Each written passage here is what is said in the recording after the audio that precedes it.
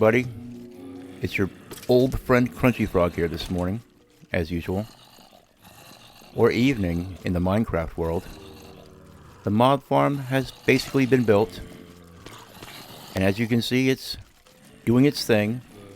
Mobs are spawning, falling down the tube, and coming to rest here on the killing floor.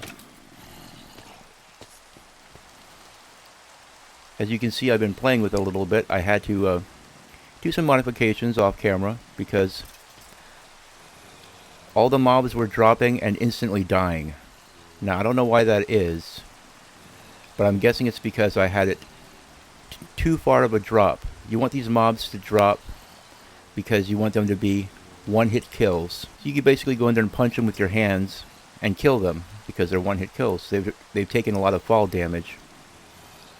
But I had this thing evidently 2 blocks too low, which I don't know why that's changed, or maybe it's just the Java edition, but that was happening, so I had to raise the platform up by 2 blocks and shorten this, and it was a little bit of a kerfuffle, but we got it working.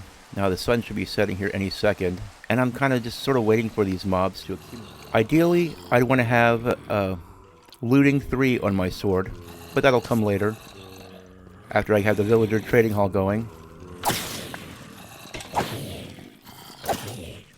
With looting 3, I'd be able to get a lot more drops.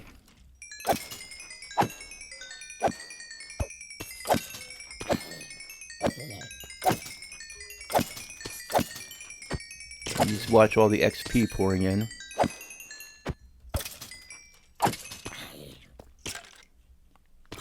But as you can see, things spawn pretty quickly up there. I haven't seen a witch yet, but they'll be coming.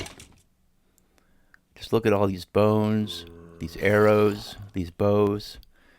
We have some leather pants here. Not the greatest, but all the stuff we don't need we'll toss. All the stuff that we do need we'll store in these chests up here. In the meantime, we'll be collecting a lot of XP, which will come in handy for enchanting with the books we get from the villager trading hall.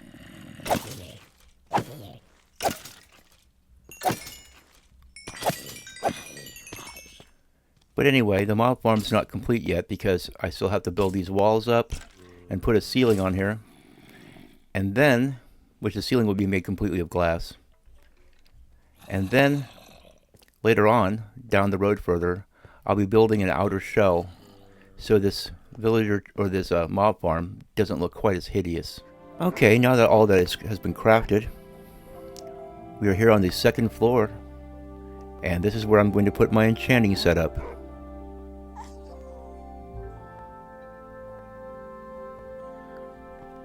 Now, to get a full enchanting setup going, you want to have a total of 16 bookshelves. You put 5 across, and I like to, it depends on what kind of a room I'm building in. So here I sort of like to have a little area to go behind. So I'm going to leave this off here, and I'm just going to put the extra bookshelves over here. We're going to leave this open here so I can kind of see through that window a little bit. We can block that off a little. We'll block that off a little bit. And I think I'll go ahead and maybe I'll just put this one here. Now we want to have a barrel to hold stuff in this area. But first let's go ahead and put down our enchanting table. This, of course, is made from obsidian, diamonds, and a book. Pretty simple. Now, some necessary items you need in your enchanting setup. You need a sharpening stone and an anvil. So we'll put the anvil right here. We can always change all this around later on. But for right now, I think this will be good. The anvil is used to put enchanting books on your tools, and the grindstone is to take them off.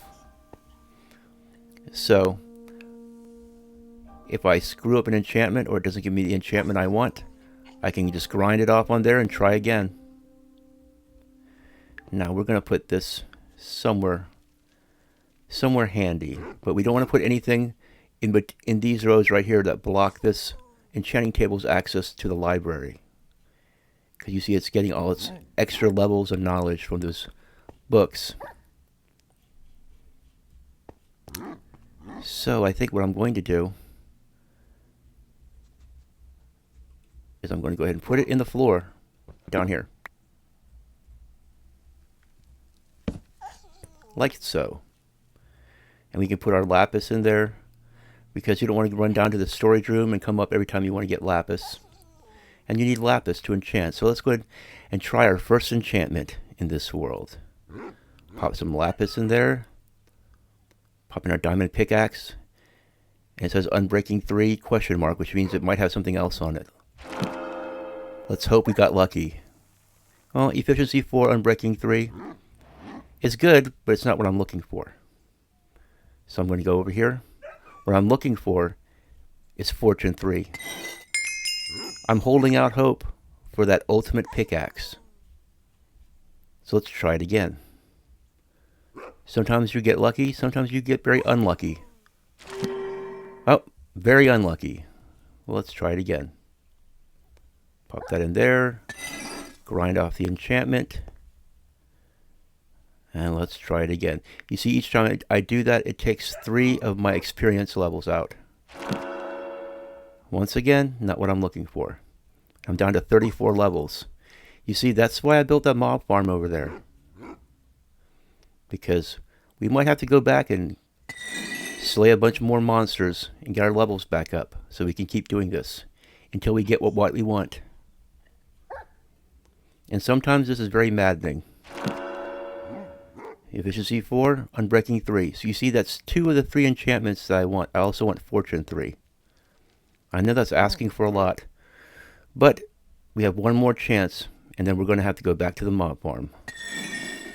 If this does not pan out, Fortune 3. Now, is it going to have the others on it? No, it's just Fortune 3. But do we want to keep that and then combine with another pickaxe? I think we're going to roll the dice and we're going to go ahead and do that. But it's back to the mob farm. You see, I could kill all these guys with just my fist. But I choose to use a sword because a sword has a slight sweeping edge effect and kills multiple mobs with one swing. And it's just a little faster, so. But see, they're all one kill wonders. I can just punch them and kill them because they've already taken so much fall damage. But anyway, enjoy this comical little vignette as we speed through this.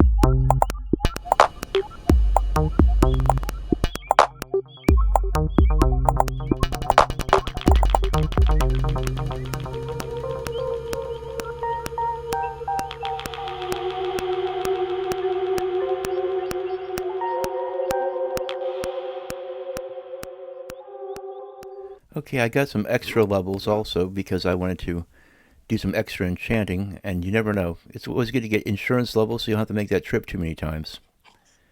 Anyway, we have a fresh diamond pickaxe here.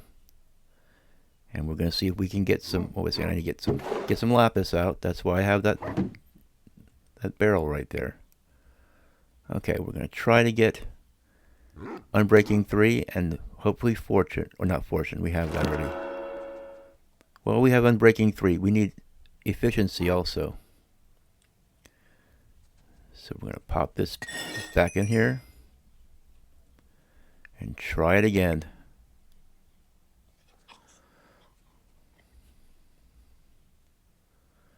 Fortune 3.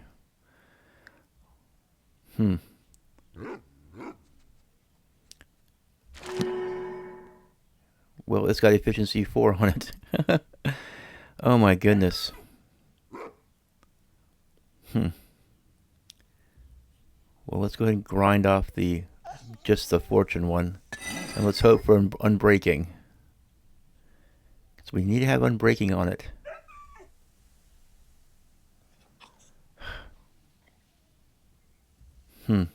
What are the odds? Well, we can cycle through the enchantments. Let's just go ahead and put a level 1 enchantment on the sword. There we go. Now let's try this again. So this one right here has Efficiency 400 already. What we want is Unbreaking, so let's cycle through another one. And let's try again here. There we go. Oh, well, at least it's Fortune 2. That way I don't feel like I completely wasted all that. Now when we have those enchantments, we go and put these on the anvil. That's what cost me 16 levels. Now, maybe it'll cost less if I switch them. No, that's what costs 22. So you can see why you need to have the mob farm. Now we have the Fortune 3, Efficiency 4, Unbreaking 3 pickaxe. Now, all the trouble that it took to make this, and you'd think, what if it wears out? That's why, before this wears out, we need to have a villager trading hall up and running and have a librarian that will trade us mending books. That's the whole purpose of the villager trading hall, or the main purpose, to get those mending books, because that way all your tools that you spend all this time enchanting, which I now need to enchant a shovel, because I'm going to be doing a lot of digging out there of sand, and it'll make it a lot easier for me to make my villager trading hall, which is going to be our next big project.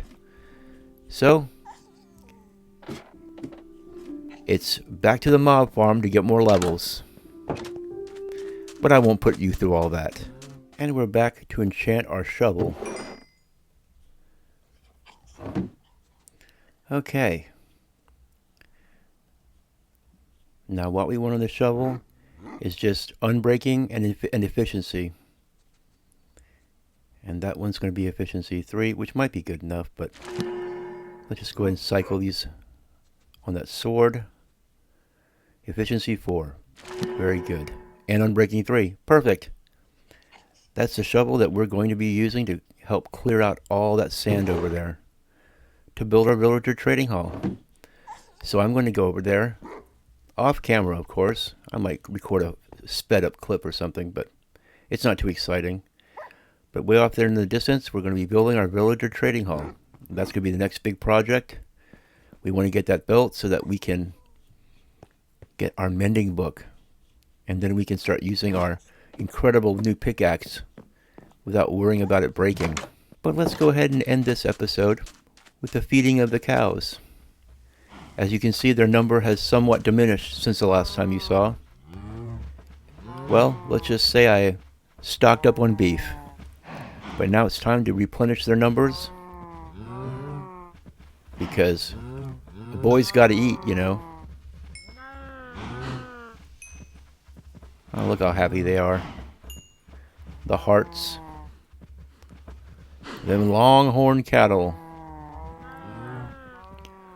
I dub thee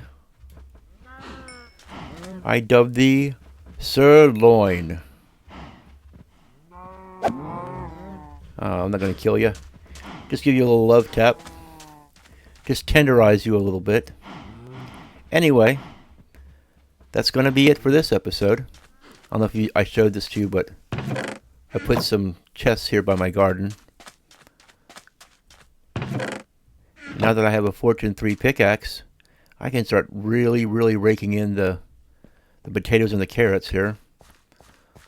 Another thing that I think I'm going to do off camera before I work on the villager trading hall in the next episode is I want to go ahead and plant a pumpkin and melon farm, because we're going to need that to trade to the villagers.